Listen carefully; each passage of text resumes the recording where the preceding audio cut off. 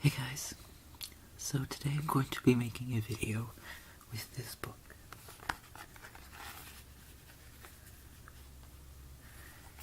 It's called Best Loved Children's Stories. Now, as you can see, it has some damage on it. That's because it's a pretty old book. It's about as old as I am, so.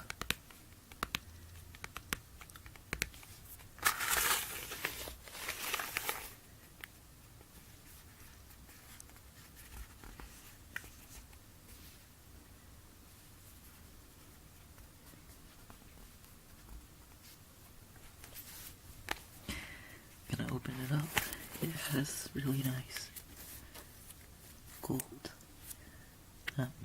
pages that you can see are kind of scratched up from the age. They're so shiny you can see the camera in it. So I'm gonna open it up.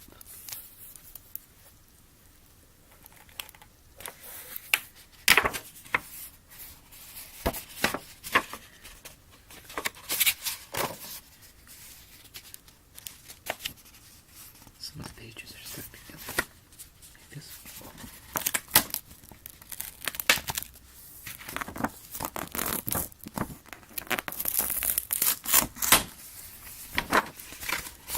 This book hasn't been opened in like 5 years.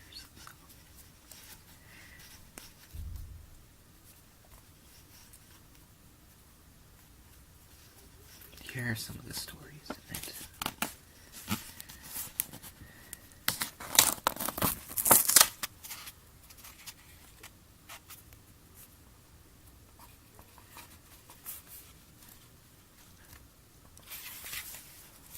I never noticed that they have Icarus and Daedalus in here, which is an ancient Greek myth, so I can never read that, and it's on page 245.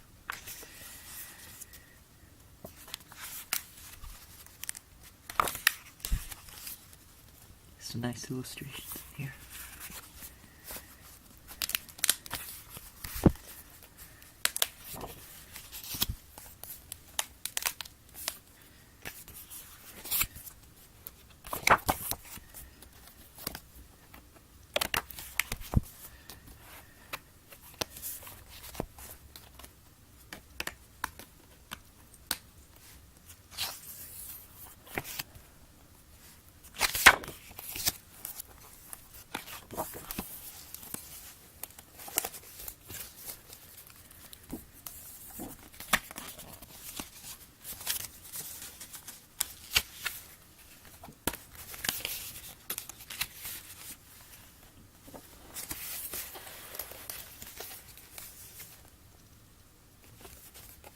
So here it is.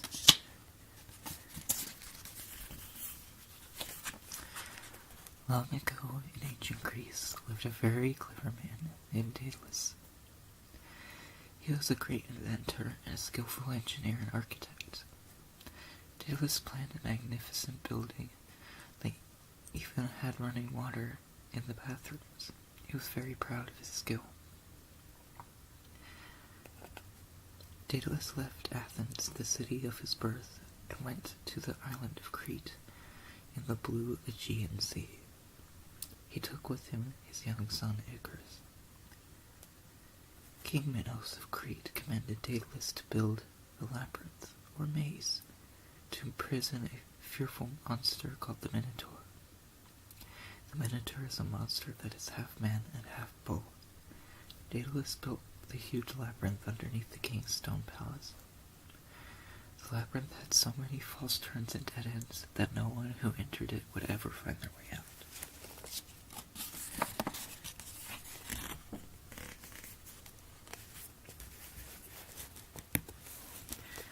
When the labyrinth was finished, the angry monster was sealed inside. When the Minotaur roared, the place shook. The king was satisfied that the monster was safely locked away. Daedalus had been on Crete for a long time. He wanted to return home, so he went to King Minos and said, "Great king, with your permission I shall take my leave. My work is done and I wish to return to Athens with my son." You will do no such thing, said King Minos. You know the secret of the labyrinth. How do I know you won't tell someone how to find their way through the twisting passageways? I pledge that I will do no such thing, protested Daedalus. But the king ordered the guards to seize Daedalus and Icarus. The father and son were locked in a tall tower at the very edge of the palace grounds.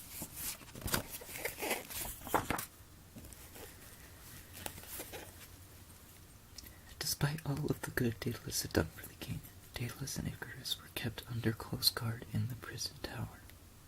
It would have done them no good to escape the tower, because King Minos also ruled the surrounding seas. The king's soldiers inspected every ship that left the shores of Crete, and if they were caught escaping, they would be sent to the labyrinth. Father, are we going to be locked in this tower forever? Asked Icarus. I am a great inventor, Icarus, replied Daedalus. This certainly is a difficult problem, but I shall think of a solution. After days of being locked in the tower, Daedalus and Icarus needed fresh air. Daedalus climbed the stairways and led Icarus to the rooftop of the tower. Its great height made Daedalus fearful for Icarus' safety. From the rooftop, Daedalus and Icarus watched the gulls and eagles soaring and gliding through the air. The birds flew very close to the tower. Daedalus studied with fascination the birds' wings as they flew. Icarus, my son, I have an idea, said Daedalus. King Minos may rule the land and the sea, but he does not rule the air. What do you mean? asked Icarus. Only birds can fly through the air. That is because they have wings, said Daedalus. I want you to help me catch some birds. We need many feathers of all sizes.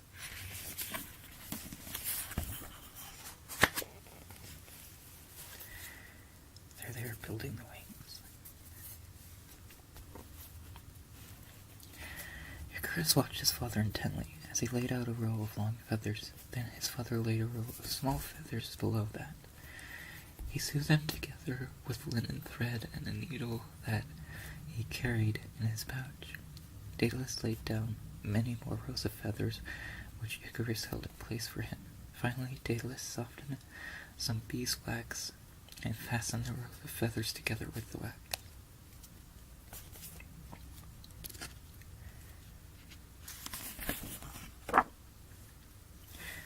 Daedalus took his wings off and made a smaller set of wings for his son.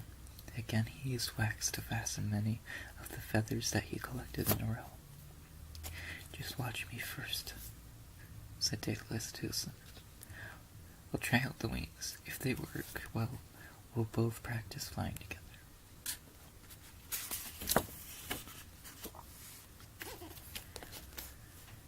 Daedalus landed on the rooftop and called again to Icarus. Come back. The boy circled around the tower twice and did a somersault on the air before he came back to where his father stood. Son, we have much to learn about flying, and you have much to learn about obeying your father, said Daedalus. We will have to practice to become strong and skillful enough to fly all the way across the Aegean, Daedalus explained.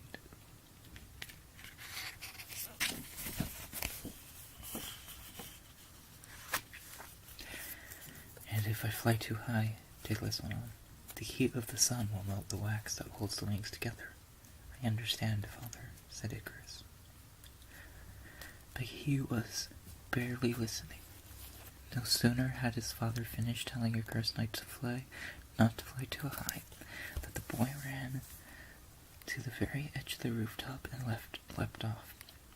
He flapped his outspread wings and headed for the sea, with Daedalus close behind it.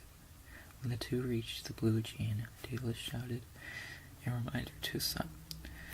The father and son rode the rising currents of the air like birds. They made long, slow turns, first one way and then another, in the brilliant blue sky.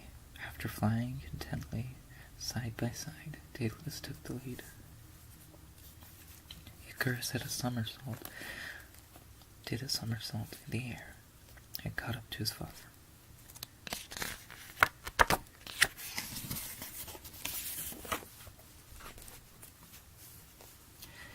Icarus, however, wanted to fly higher, up to where the gods lived. While Daedalus flew on in front, unaware, Icarus beat his wings hard and rose up and up.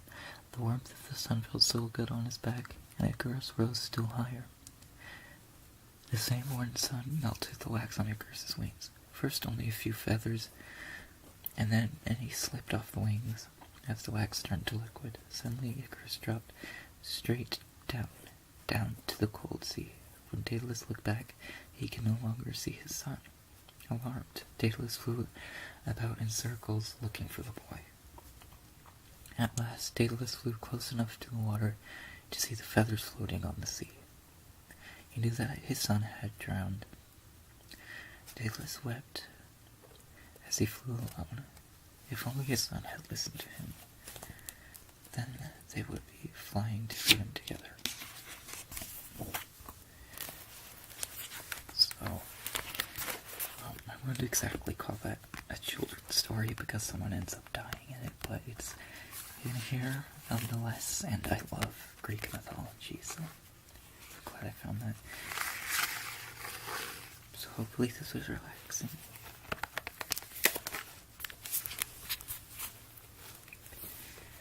And yeah, I hope you guys enjoyed. So we'll see you guys next time.